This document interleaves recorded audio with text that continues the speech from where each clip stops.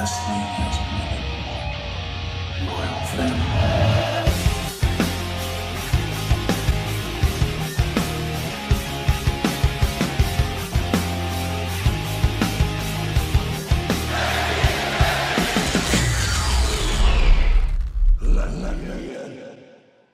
Et likez avant qu'on passe tout de suite au pronostic de NXT TakeOver Portland. Comme vous le voyez les gars, j'essaie de faire un peu d'effort autour de moi avec un layout spécial NXT TakeOver les gars. J'essaie de faire ce que je peux, dites-moi dans les commentaires si vous l'appréciez. Voilà, j'ai mis les réseaux etc. J'ai essayé de mettre voilà, une ambiance NXT au niveau du layout, tu vois. Dites-moi si vous appréciez ce que j'ai fait. Tout est fait par moi, évidemment, vous le savez sur la chaîne, tout, que ce soit l'intro, les miniatures, tout est fait par le créateur de la chaîne, Darren Aniskatch, évidemment. Bref, et je me suis trompé, il n'y a pas 5, mais il y a 6 matchs cette fois-ci pour le TakeOver Portland. Portland, je sais pas où ils ont trouvé cette ville, mais bref, tant mieux. Et la carte, encore une fois, mec, ça va être un truc de malade mental. Il y a des matchs, tu vois, qu'on attend, qui nous build depuis des mois, et c'est ce qui va se passer là avant. Tu vois, ça va être très intéressant. On va commencer directement, j'ai pas passé 15 ans. Les gars, si vous voulez avoir mon avis sur NXT, parce que c'est vrai que j'en parle très peu de NXT sur ma chaîne, bah d'abord allez me voir sur Twitter et sur Insta, c'est là où je parle le plus de ce qui se passe dans le monde du catch. Donc quand je fais pas de vidéo, que ce soit sur Raw, SmackDown ou NXT, allez voir direct sur mon Twitter et mon Insta si vous voulez avoir mon avis sur ce qui se passe sur NXT, sur ce qui se passe sur Raw, sur SmackDown. Quand je ne fais pas de vidéo, les gars, c'est là où il faut être. C'est sur les réseaux, tout simplement. Donc allez me suivre dès maintenant, ils sont là, ou même dans la barre de description, ils sont mes réseaux sociaux.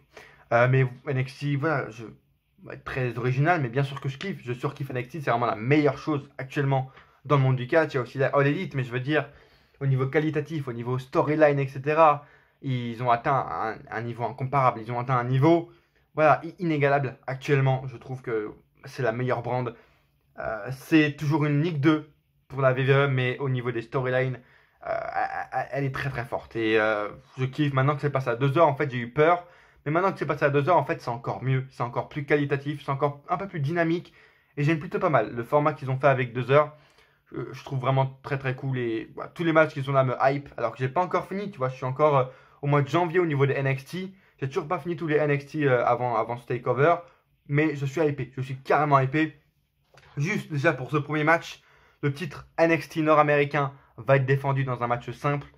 Keith Lee va défendre son titre contre Dominic Dijakovic. Là également, ça montre la puissance, la profondeur des storylines tu vois, au niveau de NXT. Keith Lee, bon, déjà, va garder son titre. Voilà, il est champion depuis très peu.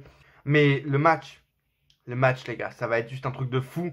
Parce qu'on sait, les gars, ça fait au moins 1 an que les gars s'affrontent. Dominic Dijakovic et Keith Lee, ça fait quoi? Ça fait 1 an, les gars. Ils ont eu 4 matchs, je crois, 4-5 matchs à la WWE en 1v1 à NXT. Et leurs 4 matchs étaient mais plus que mémorables. Ils étaient vraiment... Ça devient légendaire. Là, à ce stade-là, entre les deux, ça devient légendaire, tu vois. Les gars, c'est des big guys, ils te font des trucs de fou. Mais également, les storylines, le storytelling qu'il y a dans leurs matchs est juste phénoménal. Phénoménal. Et ça veut dire que, tu vois, là, quand on voit ça, la finalité de cette rivalité, entre guillemets, de 1 an, Triple H avait une vision à long terme. Et c'est ça également qui change. Raw commence à faire ça avec Paul Heyman. Mais NXT, les gars, quand on parle de vision à long terme, on rigole pas parce que leur premier match date de janvier ou février, je crois, de l'année dernière. 1-1 ou 2-2, tu vois. Donc les gars sont à égalité. Et la finalité, c'est quoi? C'est que 1 an plus tard, les gars, il n'y a toujours pas de vrai vainqueur. Et ils vont s'affronter dans un pay-per-view, ce qu'on veut depuis 1 an. Dominic Dijakovic contre Keith Lee dans un putain de pay-per-view takeover pour un titre. Le titre en plus nord-américain. Magnifique, c'est juste la finalité qu'il y a, la longueur de tes storylines, c'est magnifique.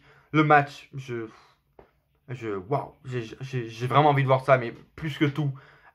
Keith Lee va sûrement conserver son titre, mais ça me fait plaisir également que Dijakovic soit enfin dans un takeover. Ça fait très longtemps qu'il n'y a pas été. Je ne sais même pas s'il a été déjà une fois, donc c'est très très bien pour lui. Mais victoire de Keith Lee, ça fait très peu de doute, je pense. Je pense. Après, tout peut se dérouler à NXT. Street Fight match, ça je ne m'y attendais pas du tout, entre Tegan Nox et Dakota Kai. Je crois qu'elles ont eu un match en plus il y a 2-3 semaines à NXT Weekly. Et là voilà, c'est la finalité de leur rivalité. C'est très très bien, les deux catcheuses ont été très bien bookées. J'avais peur encore une fois du heel turn, je vous l'avais dit.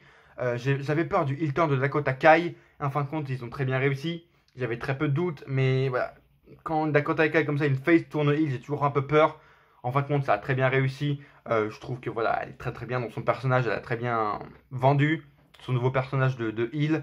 Tegan Nox également une très très bonne face. Les deux, ça, voilà, ça semble très bien. Ils ont une très bonne alchimie. Encore une fois, là, je suis assez intrigué parce que j'ai envie de voir en fait ce que les deux vont donner ailleurs que dans un match simple. En fait, parce qu'on peut dire ce qu'on veut sur NXT. Mais ça reste quand même un centre de performance. Une Ligue 2 aussi, mais non, j'aime pas trop dire ça. Mais ça reste un centre de performance. Il faut l'avouer, il y a des superstars qui arrivent et qui sont pas encore prêtes pour Raw, SmackDown ou même pour NXT, tu vois, pour faire des takeovers. Elles arrivent à NXT, au Performance Center, pour s'entraîner et pour s'améliorer. Donc on peut dire ce qu'on veut, mais ça reste encore un centre de développement NXT. Et là, ça va être vraiment le moment pour les deux femmes de prouver, tu vois, ce qu'elles ont fait, ce qu'elles ont développé, ce qu'elles se sont améliorées, comment elles se sont améliorées. Et voilà, ça va vraiment être l'occasion pour les deux femmes de prouver ce qu'elles savent faire. Donc je suis très intrigué par ça en fait, par le fait de les découvrir encore plus dans d'autres matchs spécifiques, tu vois, que des matchs simples. Au niveau de la victoire, j'aimerais bien donner la victoire à Dakota Kai pour le coup, parce que vu qu'il y a des heals, etc., je trouve qu'il faudrait encore plus renforcer son personnage. Et ça pourrait être même peut-être la future challengeuse au titre, tu vois, de NXT. Mais je vois bien Tegan Nox pour le storytelling, pour la storyline, que ce soit la meuf qui soit fait défoncer, à qui on a tourné les dos, et du coup c'est elle qui gagne, elle se venge, tout ça. Donc je pense que Tegan Nox va réussir à gagner ce match.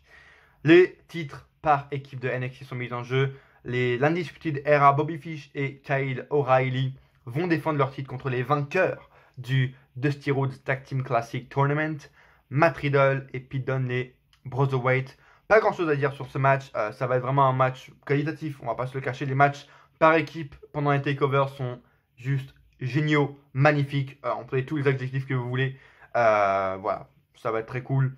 Je vois très peu une défaite d'Undisputed Era. Je pense qu'ils vont encore rester champions. Même si tu vois, ils commencent un peu à être déchus de leur règne avec Roderickson qui a perdu son titre, etc. Je pense qu'ils vont bientôt arriver également à la fin, tu vois, de leur règne pour que ce soit tag team ou même mondial pour Adam Cole, mais pas cette fois. Je pense que The Undisputed Era vont conserver leur titre ce dimanche dans leur match face à Matt Riddle et Pete Dunne. Match Women's maintenant pour le NXT Women's Championship. Je ne sais pas pourquoi il a repris son nom. Women's, c'est très très bien sur le Women's, mais bref. Bianca Belair, après avoir gagné cette Battle Royale magnifique à NXT il y a un mois, va aller challenger Rhea Ripley, la championne pour le titre. Du coup, match simple encore une fois. Très très hâte également de voir, tu vois, ce match, une sorte également de rivalité assez cool entre les deux, avec elle, parce que il y a Charlotte Flair. Il y a Charlotte Flair qui s'est ajouté là-dedans. Tu vois, Bianca Belair veut prouver qu'elle est meilleure encore que Rhea Ripley. Et meilleure que Charlotte Flair, que en gros c'est elle qui va battre Rhea Ripley avant Charlotte Flair, et c'est elle que Charlotte Flair va affronter à WrestleMania. Intéressant, tu vois, le trio qu'il y a entre les trois du coup. Rhea Ripley, je pense, va conserver. Et ouais, il y aura une couille, il y aura une sorte de d'intervention. Il y a un truc qui va se passer, il y a un moment qui va se passer dans le match, c'est sûr. Il y a des rumeurs, etc. Sur les sites tout simplement de news comme quoi Charlotte va sûrement intervenir, soit à la fin, soit en milieu de match, pour un peu foutre la merde. Rhea Ripley va conserver son titre, elle va. Voilà, ça fait pas. C'est sa première défense de titre. Non, sa deuxième défense de titre. Et bon, voilà, je pense pourquoi il changerait, tu vois, maintenant, alors que tout le monde rêve et a envie d'avoir un Rhea Ripley contre Charlotte Flair, les deux meilleures femmes actuellement, tu vois, avec Becky Lynch et Shayna Baszler. On a tous envie de voir ça. Donc je pense pas qu'ils vont changer dès maintenant les plans. À un mois de WrestleMania, Rhea Ripley ira affronter Charlotte Flair à WrestleMania 36, et Rhea Ripley conservera donc son titre ce soir, ce dimanche plutôt, à WrestleMania, à TakeOver. Je m'en mêle les pinceaux, Match simple encore une fois, j'aurais bien aimé voir une stipulation dans ce match. Finn Balor va enfin affronter Johnny Gargano, pas grand chose également à dire. Voilà, à part le fait que la rivalité a également été très bien construite. Ça part du heel turn de Finn Balor il y a maintenant 6 mois, je crois. Après, Finn Balor a blessé Gargano, du coup on n'a pas pu le voir pendant des mois. Gargano lui a coûté son titre, tu vois, lui a coûté son match face à Adam Cole pour le titre de la NXT. Du coup, les deux ont une vengeance à se faire. C'est très très cool, vraiment.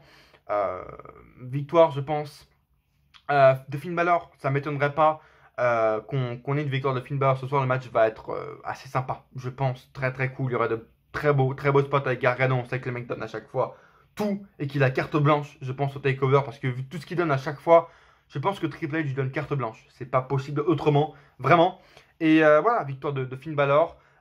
Pour que je pense ensuite à NXT TakeOver Tampa, il aille affronter, attention, transition de malade, Adam Cole. Parce que le prochain match et le dernier match, le sûrement main event, qui aura cette année à NXT TakeOver Portland, c'est Adam Cole qui va défendre son titre NXT contre Tommaso Ciampa. Et là, j'avoue que je suis choqué, je suis assez étonné, plutôt parce que je voyais clairement Ciampa, on savait qu'il allait avoir un truc, tu vois. On savait qu'il allait avoir une histoire avec Finn Balor, Tommaso Ciampa, Adam Cole autour du titre de NXT, aux alentours de WrestleMania. On savait qu'il allait avoir un truc entre les trois, tu vois. Et je pensais carrément, vraiment, je pensais, je vous le dis, qu'il y allait avoir d'abord Adam Cole, Finn Balor pour le titre, où Finn Balor allait perdre à cause de Gargano ou quoi. Et ensuite, à Tampa, le meilleur pour la fin. En fait, j'ai pensé que Adam Cole aille affronter Tommaso Ciampa à NXT TakeOver Tampa, donc pendant la WrestleMania Week, et que Ciampa, à ce moment-là, batte Adam Cole et devienne le champion de la NXT. Je pensais que ça allait se dérouler comme ça, mais pas du tout. Ils font le Ciampa Adam Cole avant le Balor Adam Cole. Voilà, pour moi, je pense pas que Ciampa ira prendre il gagnera le titre, il reprendra le titre un jour. C'est obligé. Pourquoi pas même à Tampa, Tampa en Floride, là en avril prochain du coup. Mais non, je pense pas qu'il gagnera ce match dans un takeover qui n'est pas dans un Big Four en fait. Je pense qu'il faut un plus grand événement que ça pour Ciampa pour qu'il reprenne en fait Goldie, tout simplement. Et je pense à voilà, Adam Cole qui conserve son titre ce soir-là pour que NXT Tampa, on est, je sais pas, une sorte Adam Cole, Ciampa, Balor, un triple menace ou un Adam Cole, Ciampa, Gargano, Balor, un Fatal 4-Way, je sais pas.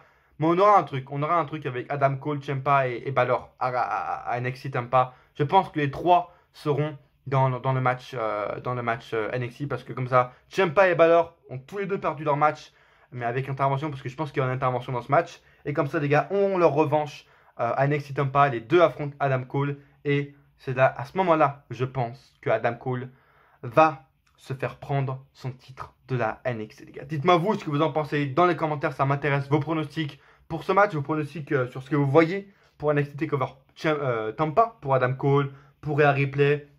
Dites-moi tout dans les commentaires, ça m'intéresse. Également, commentez sur le fait que Matt Hardy se casse de la WWE à cause de Vince McMahon. Voilà, je trouve ça vraiment désolant. Bref, dites-moi tout dans les commentaires, les gars. Laissez un like, c'est hyper important si vous ne l'avez pas déjà fait. Un like, abonnez-vous maintenant à la fin de la vidéo si ce n'est pas déjà fait. Et n'oubliez pas d'aller voir ma dernière vidéo où je parle de Vince McMahon qui veut vendre le pay-per-view, etc. de l'Arabie Saoudite. Tout ça, allez y voir maintenant, ça me ferait super plaisir. Et à coup sûr, on se retrouve dans une prochaine vidéo. Ou pas.